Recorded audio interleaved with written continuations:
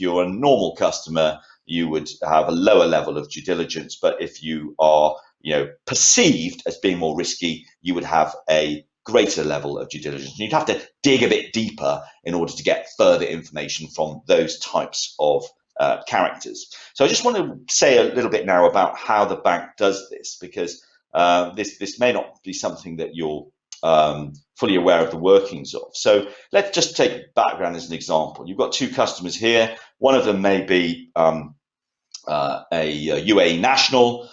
She has a job with a government ministry. Maybe she earns a relatively modest salary. On the other hand, you have a guy who is a foreign national. He may be resident or non-resident. He may have a business that generates millions of dollars a year.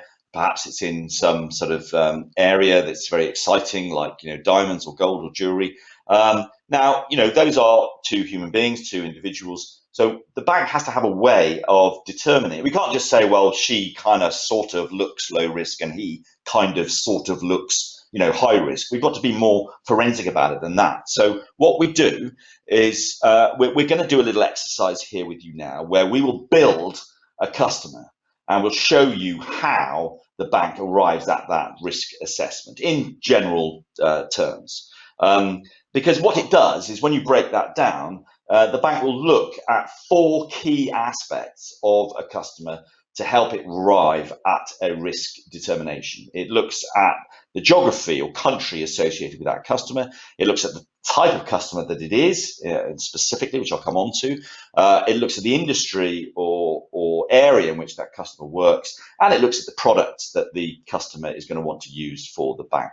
Okay, so what we're going to do is we've created some alternative universes, if you like, of customers who might have different things, who might have different facts that relate to them in those 4 areas. And what we're going to do is I'm going to ask Claire, who was introduced to you earlier on, at a certain point, not yet, but to roll a dice, and we will pick a particular set of facts, and we will build the customer according to those facts. So, for example, if I move on to this slide, so this is geography, and you'll see we've got 5 different potential realities for this customer. I'm not going to read them all out, but looking at that, you can see number 1, which is the lowest risk. The customer, it says, is incorporated in the UAE. So this is an entity customer. It's UBOs, ultimate beneficial owners, are UAE nationals who are resident in the UAE, based in the UAE, has business relationships in the UK, Austria, Germany, the UAE, and Kuwait. And if you go down right to the bottom, number 5 says the customer is incorporated in Nigeria. Its ultimate beneficial owners are Nigerian nationals resident in Nigeria, based in the UAE. It has business relationships in the UK, Nigeria, the UAE, and Azerbaijan. So I'm going to ask Claire to roll the dice, please, and let's see what comes up. Roll it. And she's come up with a 2. So if I build this now, so the geography component of this is 2. We've got a customer incorporated in the UAE. Its UBOs are UAE nationals, resident in the UAE and Saudi Arabia. Based in the UAE, has business relationships UK, Austria, UAE, Saudi Arabia, and Oman. Okay, let's move on to the customer slide. Now, Claire, if you roll the dice, please, let's see what comes up.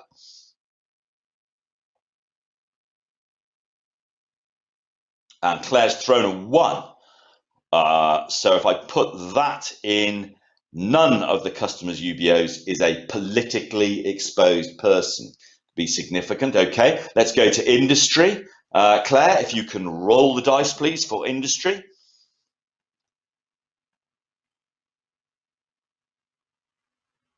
That's a 3. So if we build that in, the customer's main business is general business consulting, administrative and support services. The ultimate beneficial owners own the company directly, so not through complex structure or anything like that. Okay, and the final one, which is the products and activities. Claire, if you could roll the dice again, please.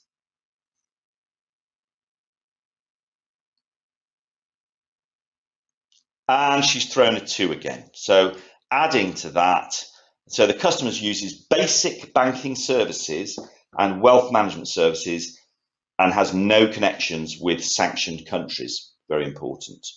So that is the customer. Thank you, Claire. That's the customer that Claire has built. Obviously, if she'd thrown different numbers, we would have had a different customer. But there you go. I'm going to do two things. First of all, I'm going to put Stuart on the spot here and ask him to give an analysis of this particular customer from a risk perspective. I would be interested, however, if you're looking at this, for anyone who's got any comments about this, how would you risk assess this customer? From your sense of this, is this a customer that would be treated as higher risk and maybe therefore requiring enhanced due diligence, more depth of documentation and more frequent monitoring, or is it in the lower risk category? Have a think about that and just put them in. You can put high risk, medium risk, low risk, whatever you think. Put it into the chat and we'll have a look. But Stuart, so right, you're on the spot. What do you make of this one, Stuart? Well, that's interesting. And you look at it in general, and if you didn't place some close attention, you'd sort of err towards the lower risk side in terms of, the geography all looks, to be particularly low risk, and there may be the odd medium risk place in there. Obviously, in terms of the customer itself, not a pet and nothing else to say that anything would be of a higher risk. However, there's always a but. There's always a however.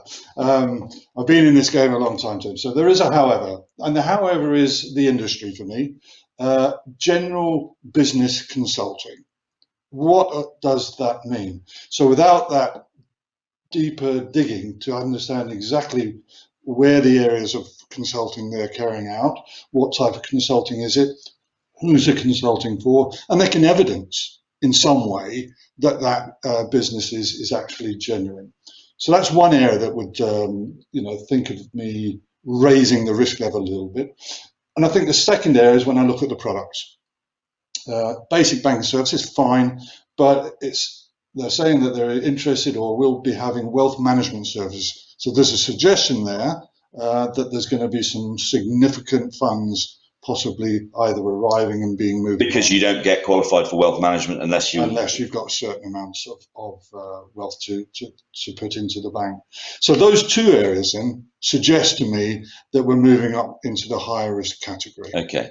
So you have it as kind of borderline, but you just tip over because of those two features into higher risk. I just don't know if we can just have a look and just have a quick check on the chat and see if anybody, no, nothing's come in so far. Okay, no problem. So of course, what the bank cannot do is just allow different people or different units to assess risk according to what they feel. What you feel is important, but it's not everything. It has to be consistent. So the bank has something called a compliance risk assessment tool, or CRAT, to give it its acronym. And what this is basically a simple piece of software that has some algorithms in it that when you punch in any of those types of details across those 4 areas, 1 through 5, it will put it all together and it will arrive at a consistent assessment. And while we've been talking on this, Claire has actually been putting that into the system, and I believe she just informed me that it has come out as actually high risk.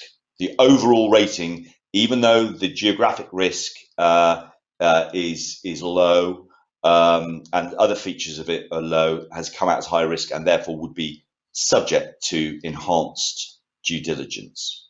So that's what happened there. So that's great. Thank you, Claire, for doing that. So what we're going to do, and sorry, just one very fun thing. We've got one here that I pre-prepared. You'll notice that this says the customer uses blank and has blank. The customer blank and has blank. Customer, you get the point that I'm making. If we don't have any information on the CDD form that indicates any of these features, we cannot make a risk assessment at all. So clearly, we have to have the relevant information from the customer in order to be able to do that process. Okay.